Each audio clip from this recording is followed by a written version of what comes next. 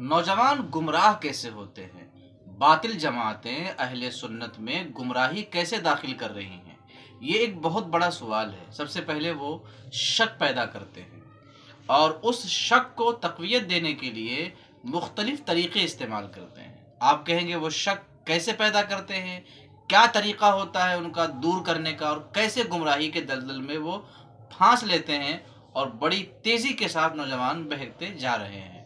تو آپ کو بتاؤں، سب سے پہلے وہ یہ کرتے ہیں، جب کسی اہل سنت کے ایسے سادے بندے سے ان کی ملاقات ہوتی ہے تو ذہن میں شک ڈالنے کے لیے کوئی ایسی بات بتائیں گے جو اس کے علم میں نہ ہو یا آدھی ادھوری اس کے علم میں ہو، تو پھر اسے بتا کر کے یہ احسان جتلائیں گے کہ دیکھا، یہ باتیں آپ کو سکھائی نہیں جاتی یا آپ کو باتیں بتائی نہیں جاتی، آپ کو ادھر ادھر کی باتیں بتائی گئی، یہ نہیں بتایا گیا۔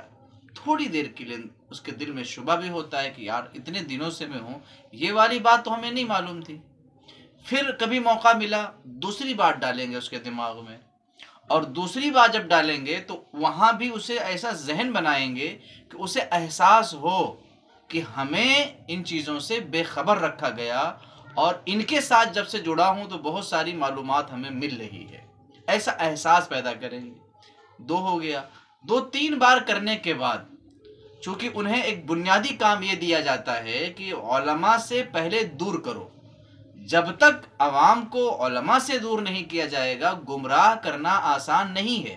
جیسے ایک ڈاکٹر سے اعتماد اٹھا دو، پھر مریض کے ساتھ جو چاہو کھلواڑ کرو، لیکن اگر ڈاکٹر پر اس کو اعتماد رہے گا اور اس کے بدن میں کوئی بھی خرابی آئے گی، فوراً بھاگ کے ڈاکٹر کے پاس جائے گا، تو وہ کوئی بہترین دوا تجویز کرے گا اور اس کا حل ہو جائے گا۔ تو پہلے اسے دور کرو، پھر اس کے بدن کے ساتھ کھیلنے میں آسانی ہوگی۔ تو بد مذہب بھی یہی طریقہ اپناتے ہیں کہ پہلے علماء سے بدزن کرو، دور کرو۔ اب دو تین بار کرنے کے بعد جب شک ڈال دیا اور احساس دلا دیا کہ ہاں میں آپ کو سکھا رہا ہوں، اتنی قیمتی بات تو آپ کے فلاں فلاں صاحب نے سکھایا ہی نہیں، تب اب سلسلہ شروع ہوگا اور زیادہ پختہ گمراہ کرنے کا۔ مثال کے طور پہ اگر غیر مقلد ہے، غیر مقلد گمراہ کرنا چاہتا ہے کسی کو، تو کیسے کرے گا؟ دو تین ٹائم کے بعد کیا کرے گا وہ؟ نمبر ایک، آپ ایک کام کیجئے، آپ اپنے عالم سے پوچھئے گا کہ حدیث کے اندر آمین زور سے کہنا ہے یا نہیں۔ بس ہے یا نہیں اتنا ہی پوچھئے گا، بس اس کے علاوہ کوئی بات نہیں۔ اب وہ شخص وہ سوال لیا، دوڑ کے امام صاحب کے پاس آیا، امام صاحب کیا حدیث کے اندر آمین کو زور سے کہنا یہ موجود ہے؟ امام صاحب کی ذمہ داری بنتی ہے کہ وہ سمجھیں کہ یہ سوال اس کے ذہن میں خود آیا یا کسی نے ڈالا ہے، تو تفصیل بتائے۔ نہیں، بس ہم کو اتنا بتا دیجئے کہ حدیث میں ہے یا نہیں۔ اس نے کہہ دیا کہ ہاں حدیث میں ہے، یہ واپس گیا، بولا ہاں ہمارے عالم صاحب تو کہہ رہے ہیں حدیث میں ہے، دیکھا آج تک آپ کو نہیں بتایا تھا، اور زور سے آمین یہ لوگ کہتے بھی نہیں۔ اس طرح بہت سی چیزیں چھپائے ہوئے ہیں، آپ لوگوں کو بتاتے نہیں۔ اچھا، اور بتائیے کیا بات ہے؟ چلیے آپ جا کے اپنے امام صاحب سے پوچھئے گا، عالم صاحب سے، حدیث میں رفع یدین کرنا ہے کہ نہیں؟ بس ہاں یا نہیں پوچھئے گا۔ اب وہ پھر دوڑ کے آئے گا گھوم گھما کے، امام صاحب ایک بات پوچھنی تھی، حدیث کے کتابوں میں رفع یدین کرنے کا کہیں ذکر ہے؟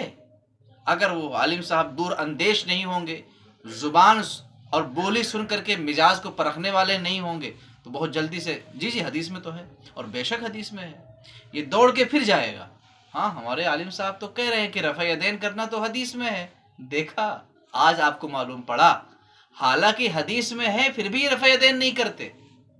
ایسے 4 6 8 10 باتیں اس طرح کا ذہن میں ڈالا۔ اب اس کے ذہن میں ایک بات آئے گی کہ جب حدیث میں یہ بات موجود، یہ بات موجود، یہ بات موجود، اور حدیث کے مطابق یہی لوگ چل رہے ہیں، ہمارے امام صاحب کہتے ہیں ہے تو حدیث میں، پر اس پر عمل نہیں کرتے۔ اب وہ آہستہ آہستہ ان کی صحبت کو بہتر جانے گا اور ان کی صحبت سے دوری اختیار کرے گا، اور اب وہ آہستگی کے ساتھ گمراہی کے دلدل میں پھانس لیا جائے گا۔ شہد دکھائے زہر پلائے، یہ سلسلہ اسی لیے شروع کیا گیا تاکہ میں بتا سکوں کہ دیوبندیوں کے گمراہ کرنے کا طریقہ کیا ہے، غیر مقلدین کے بہکانے کا طریقہ کیا ہے، تفضیلیہ کے بہکانے کا طریقہ کیا ہے، روافظ اور شیعوں کے بہکانے کا طریقہ کیا ہے، ملحدین کا طریقہ کیا ہے، یعنی باطل جماعتیں کس طرح سے بہکاتی ہیں، یہ لوگوں تک پہنچانا ہے۔